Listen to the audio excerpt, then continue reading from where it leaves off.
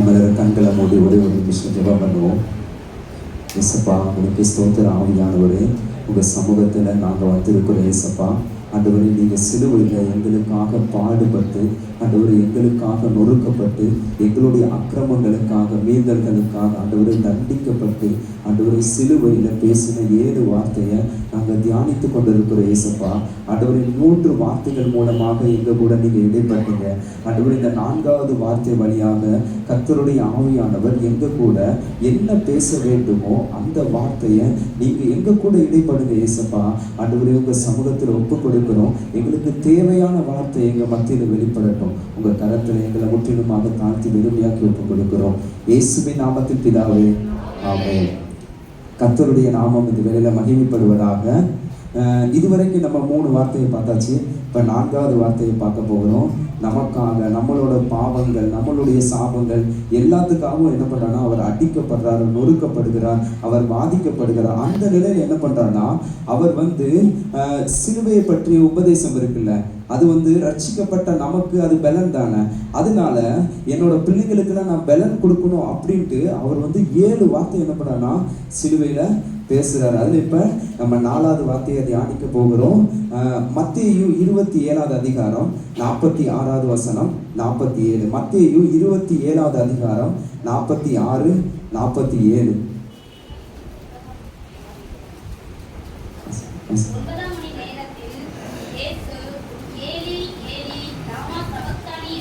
வெளியே இருக்கிற தம்பிமார்கள், சகோதரர்கள் எல்லாரும் உள்ளே வாங்க.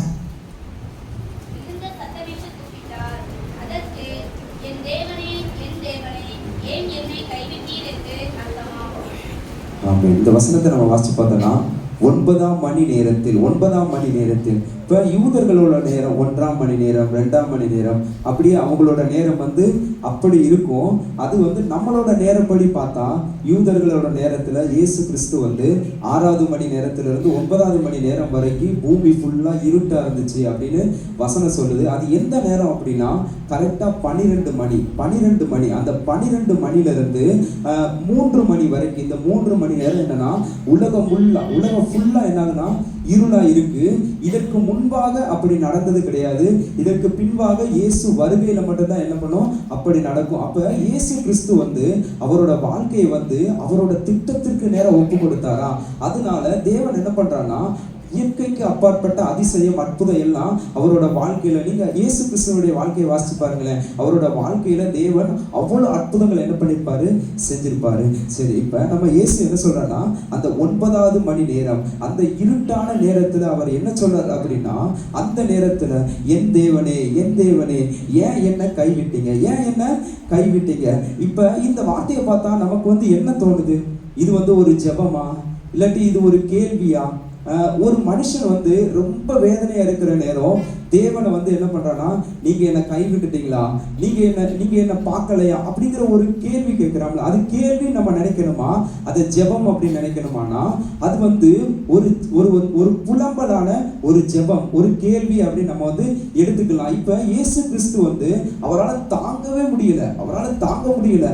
உடம்பு பூரா காயம், அவர் உடம்பு பூரா ரொம்ப காயம். அவரோட தலையில இருக்கிற அந்த முள்முடியை பார்த்தீங்கன்னா அது உள்ளக்க வரைக்கும், அந்த மண்டைக்கு உள்ளக்க வரைக்கும் போகுது. அவ்வளவு வேதனை. அந்த தாங்க முடியாத நேரத்துல இப்ப இந்த வார்த்தையை இயேசு கிறிஸ்து இந்த வார்த்தையை பேசும்போது மட்டும் இவர் என்ன பண்றாருன்னா 100% இவர் என்ன பண்றாருன்னா ஒரு மனுஷனா இருக்கிறாரு. ஒரு மனுஷனா ஏன் அப்படின்னா அதுக்கு ஆதாரமாக சங்கீதம் 22வது அதிகாரம் 1வது வசனம் 2வது வசனம் அதை நம்ம வாசிக்கும் போது நமக்கு தெரியும். சங்கீதம் 22:1-2 இது தாவீது சொல்றாரு பாருங்க, வாசிக்கும்.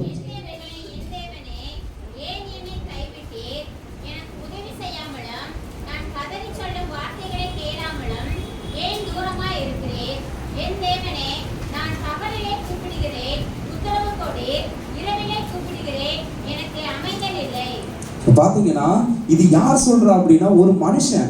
என் தேவனே ஏன் என்ன கைவிட்டீர் அப்படின்னு சொல்றது யாருன்னா ஒரு மனுஷன் தான் சொல்றாரு. அப்ப இயேசு கிறிஸ்து அதை சொல்றாரு அப்படின்னா அவர் அந்த நேரத்துல அவரால் தாங்கவே முடியல. அவ்வளவு பலவீனம். அப்ப அவர் என்ன சொல்றாருன்னா, என் தேவனே ஏன் என்ன கைவிட்டீங்க. அப்ப தாவீது என்ன பண்றானா, தாவீது சொன்ன மாதிரி இயேசு கிறிஸ்து என்ன சொல்றானா சொல்றாரு, தீர்க்க தரிசனம் நிறைவேறும்படி இவர் என்ன பண்றானா இவர் சொல்றாரு. இப்ப ஏசப்பா கேட்ட கேள்வி வந்து சரியா? ஏசப்பா கேட்ட கேள்வி, என்னை ஏன் கைவிட்டீங்க? ஒரு புலம்பலான அந்த அவரால் முடியாத நேரத்துல இவர் சொல்றாரு, ஏன் என்ன கைவிட்டீங்க, ஏன் என்ன கைவிட்டீங்க அப்படின்னு கேட்கிறாரு. இப்ப இயேசு கிறிஸ்து முதலாவது வார்த்தை பேசும்போது பாருங்களேன், பிதாவே அப்படின்னு, தகப்பனே, பிதாவே பிதாவே இவர்களுக்கு மன்னியும். அப்ப தகப்பன்ட்ட பேசுற மாதிரி அவர் பேசுறாரு. ஆனா பாத்தீங்கன்னா இந்த 4வது வார்த்தையில பாத்தீங்கன்னா என் தேவனே என் தேவனே அப்படிங்கிற, அதாவது தேவன், அதாவது பிதா அப்படின்னா அன்புடையவர், தகப்பன்னா யாரு? அன்புடையவர். தகப்பன் கிட்ட அவரால் கேள்வி கேட்க முடியல.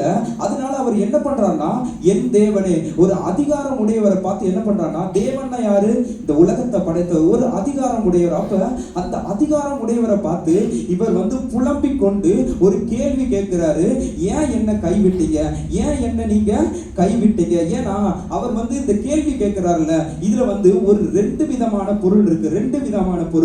ஏன்னா அவர் வந்து அற்புதங்கள் செய்யும் போது தேவன் வந்து அவரோட கையை பிடிச்சிருந்தாரு, பிதா வந்து அவரோட கையை பிடிச்சிருந்தாரு. அவர் வந்து பிரசங்கிக்கும் போது எல்லா நேரங்கள்லயும் அவரோட கையை வந்து பிடிச்சிருக்கிறாரு. ஆனா இந்த நேரத்துல மட்டும் என்னை ஏன் விட்டீங்க, இந்த நேரத்துல மட்டும் என்னை ஏன் கை விட்டீங்க? அதே மாதிரி அவர் வந்து என்ன பண்றாருன்னா தேவ சமூகத்திலேயே அவர் என்ன பண்றாரு, பகல்ல ஊழியம் செய்யறாரு, நைட்டு பூரா ஜெபம் பண்றாரு. இந்த உலகத்துல இருக்கிற மனுஷங்கள் செய்யாத எவ்வளவோ காரியங்களை இயேசு கிறிஸ்து என்ன பண்ணிருக்காரு, செஞ்சிருக்காரு. ஆனாலும் பாத்தீங்கன்னா இவருக்குள்ள ஒரு கேள்வி வருது, ஏன் என்ன கைவிட்டீங்க, ஏன் என்ன கைவிட்டீங்க? இப்ப நமக்குள்ளேயும் சில கேள்விகள் அப்படித்தான் இருக்கும். நம்ம போற பாதையில நமக்குள்ள சில கேள்விகள், ஏன் ஏசப்பா என்ன கைவிட்டுட்டீங்க, ஏன் என் தேவனே ஏன் என்ன கைவிட்டுட்டீங்க அப்படின்னு நமக்கும் சில கேள்விகள் இருக்கலாம். அதே போலதான் இயேசு கிறிஸ்துவுக்குள்ள அந்த கேள்விகள் இருந்தது. இப்ப இது புரியுற மாதிரி சொல்லணும் அப்படின்னா, ஒரு தகப்பனுக்கு 2 குமாரர்கள் இருந்தாங்க, 2 குமாரர்கள். இளைய குமாரன் என்ன பண்றான்னா, இளைய குமாரன் பாவம் செஞ்சுட்டு தகப்பனை விட்டுட்டு போயிருந்தாரு.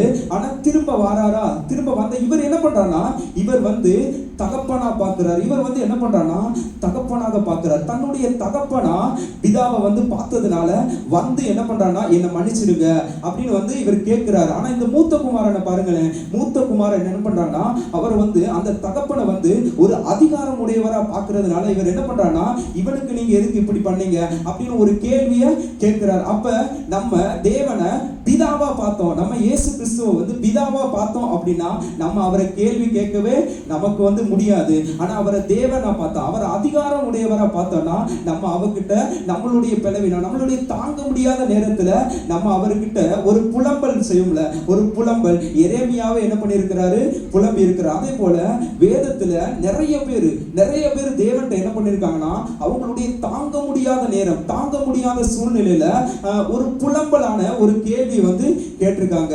யோவான் 11வது அதிகாரம் 32வது வசனம். யோவான் 11வது அதிகாரம் 32வது வசனம். கர்த்தருடைய ஆவியானவர் நம்ம கூட இடைப்படுவார். யோவான் 11வது அதிகாரம் 32வது வசனம்.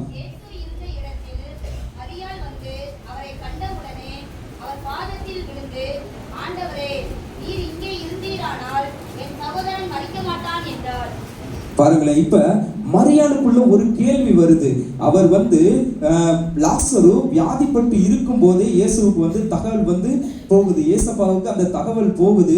ஆனா இயேசு என்ன பண்றாருன்னா அந்த இடத்துக்கு வரல. அவர் எதுக்காக வரல அப்படின்னா அது வந்து அவருக்கு மட்டும்தான் தெரியும். ஏன் அதை தடுக்க வேண்டியதானே? இல்ல, அந்த காரியம் வந்து அவருக்கு தான் தெரியும். அதுல என்ன பிரச்சனை இருக்கு, என்ன மேன்மை இருக்கு, அதுல இருந்து என்ன கொண்டு வரலாம், அதுல இருந்து என்ன திட்டம் இருக்கு, பிதாவினுடைய திட்டம் என்ன அப்படின்னு அவருக்கு தானே தெரியும். அதனால அவர் என்ன சொல்றாருன்னா, அவர் வந்து வராம டிலே பண்றாரு. டிலே பண்ண இந்த லாசரு மரித்து போயிருந்தாரு. மரித்து போனோன்னு இந்த லாசருவை பார்க்க இயேசு வந்து வருகிறார். இயேசு பார்த்தீங்கன்னா முதலாவது தடவை ஒரு மனுஷனா இந்த இடத்துல அவர் வந்து என்ன பண்றாருன்னா மாறுறார். அவர் என்ன பண்றாருன்னா கண்ணீர் வடிக்கிறாரு. லாசருவை பார்த்து அவர் வந்து மரணத்திற்கு முன்பாக அவர் பட்ட வேதனை இது எல்லாமே அவருக்கு வந்து தெரிஞ்சிருக்கும்ல. இப்ப நம்ம வியாதிப்படுறோம், நம்ம பலவீனப்படுறோம், இது எல்லாமே அவருக்கு வந்து தெரியும். அவர் என்ன பண்ணுவார்னா அப்படியே என்ன பண்ணுவார்னா பார்த்துக்கிட்டே இருப்பார். நம்ம வேதனைப்படுறது, நம்ம துன்பப்படுறது இதெல்லாம் பார்த்துட்டு இருப்பார். எதுக்காக அப்படின்னா, ஏன்னா லாசருவோட வாழ்க்கையை பாருங்களேன். அவர் துன்பப்பட்டார், வேதனைப்பட்டாரு, அவர் மரித்து போனாரு. ஆனா பாத்தீங்கன்னா மீண்டும் ஒரு உயிர்த்தெழுதல் இருக்கு பாத்தீங்களா, அவரோட வாழ்க்கையில ஒரு உயிர்த்தெழுதல் இருக்கிறது. அப்ப இயேசு கிறிஸ்து என்ன பண்றாருன்னா, அந்த உயிர்த்தெழுதலை என்ன பண்றாருன்னா பார்த்தாரு. லாசரு திரும்ப வருவான், வந்து எல்லாருக்கும் சாட்சியா வாழுவான் அப்படிங்கிற அந்த ஒரு நிலை, அந்த ஒரு நிலையை இயேசு பார்த்ததுனால என்ன பண்றாருன்னா, இவர் வந்து டிலே பண்றாரு. டிலே பண்ணி 4 நாட்கள் ஆனவன என்ன பண்றாருன்னா வந்து உயிரோட எழுப்புறாங்க. மரியாள் ஒரு கேள்வி கேட்கிறாங்க பாருங்களேன். மரியாள் கேட்ட கேள்வியை பாருங்களேன். நீங்க இங்க இருந்திருந்தா இவன் இப்படி செத்து போயிருக்க மாட்டானே, நீங்க இங்க இருந்திருந்தா. அப்ப இது ஒரு கேள்வி. அதே மாதிரி வேதத்துல நிறைய பேர் அவங்களால தாங்க முடியாத சூழ்நிலையில தேவன் கிட்ட நிறைய பேர் என்ன பண்ணிருக்காங்கன்னா கேள்வி கேட்டிருக்காரு. அதே மாதிரி கிதியோனை பார்க்கலாம். கிதியோன் என்ன பண்ணுவாரு, தேவ தூதர் வந்து உட்கார்ந்துருப்பாரு. அவர்கிட்ட நீங்க தான் எங்களை நடத்துறீங்களா, இப்படி நாங்க அடிமைப்பட்டிருக்கோமே அப்படின்னு அவர் ஒரு கேள்வி கேட்கிறாரு. அதே மாதிரி யோபுவை பார்த்தீங்கன்னா, யோபு வந்து ஆபிரகாம் பாருங்களேன், ஆபிரகாம் அடியனுக்கு என்ன தருவீர் அப்படின்னு கேள்வி கேட்கிறாரு. அதே மாதிரி யோபுவை பாருங்களேன், யோபு 3வது அதிகாரம் 11வது வசனம், யோபு 3வது அதிகாரம் 11வது வசனம். அவரால் தாங்க முடியாத அந்த நிலையில அவர் கேட்கிற கேள்வியை பாருங்களேன். யோபு 3வது அதிகாரம் 11வது வசனம்.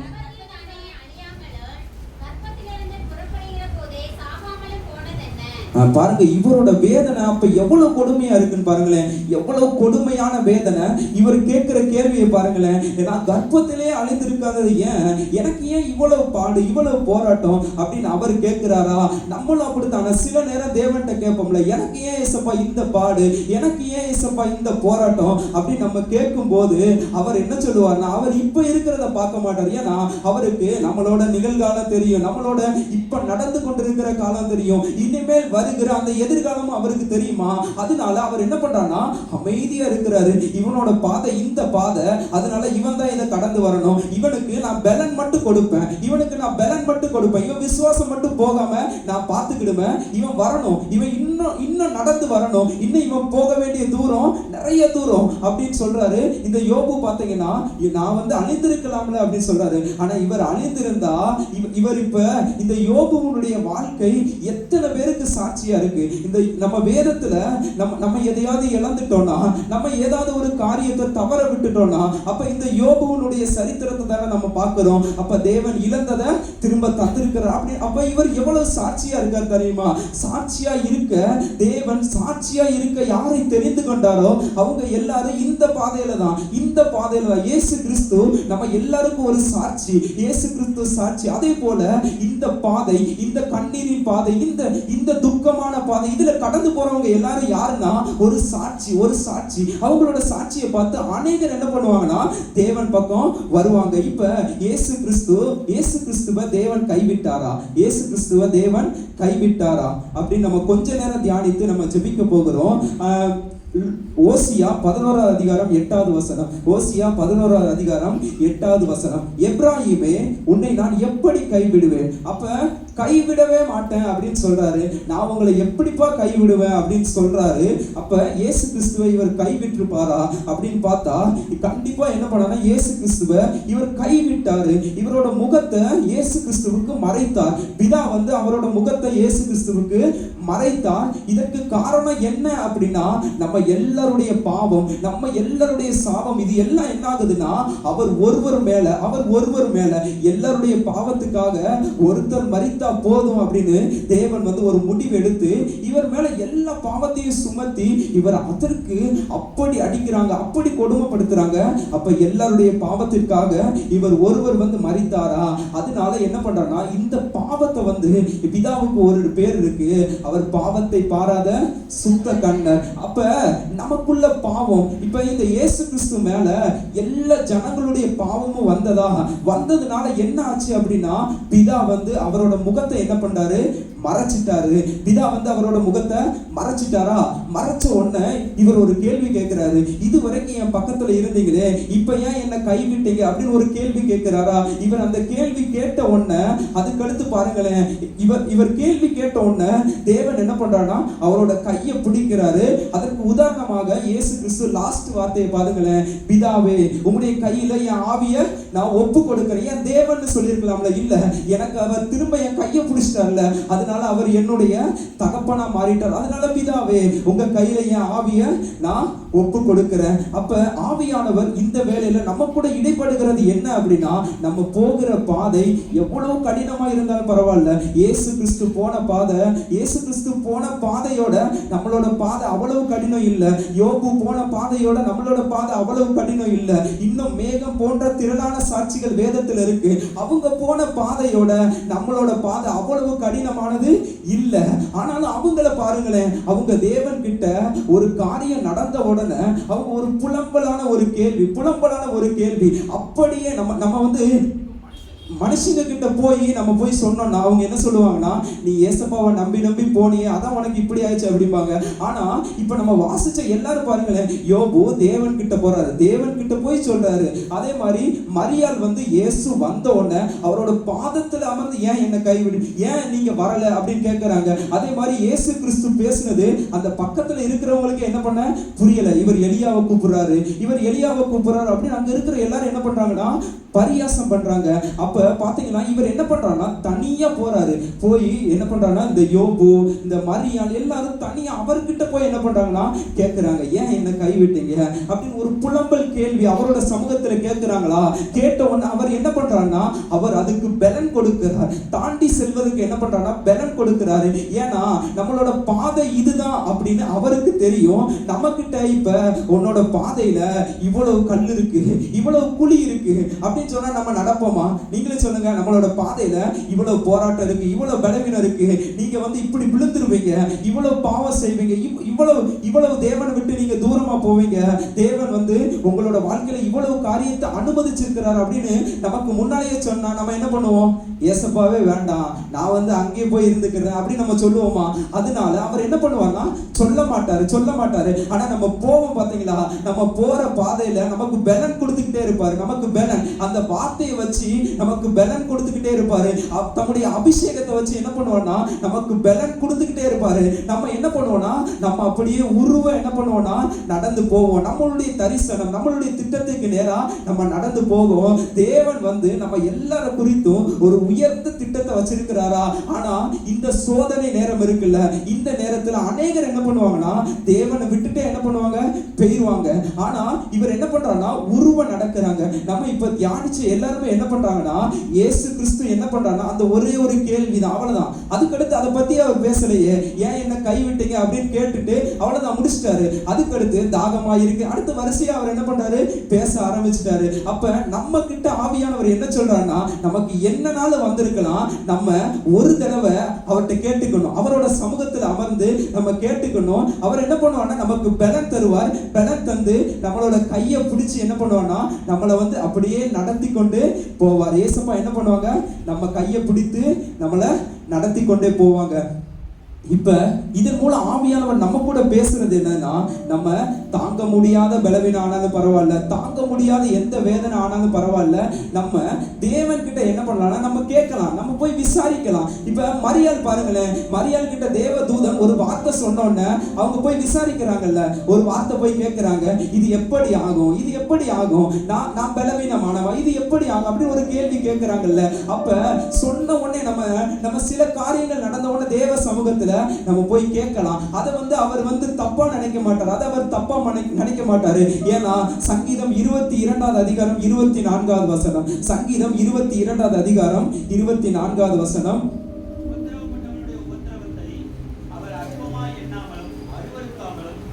முகத்தை அவனுக்கு மறைக்காமல் இருந்து நம்மை நோக்கி அவன் கூப்பிடுகையில் அவனை இப்ப பாத்தீங்கன்னா நம்ம வந்த பாதையில தான் அவரும் வந்திருக்கிறாரு. நம்ம வந்த அதாவது அவர் போன பாதையில தான் நம்மளும் போய்கிட்டு இருக்கோம். அதாவது அடிச்சுவடுகளை பின்பற்றி நம்மளும் போய்கிட்டு இருக்கோம். அதனால அவர் இந்த பூமியில இருக்கும்போது அவருக்கு எவ்வளவு பாடு எவ்வளவு போராட்டம் வந்துச்சோ அந்த இதுதான் நமக்கு வரும். அதோட வலி, அதோட வேதனை, அதோட எல்லாமே அவருக்கே தெரியும். ஏன்னா அவர் இந்த பூமியில தானே வாழ்ந்தாரு.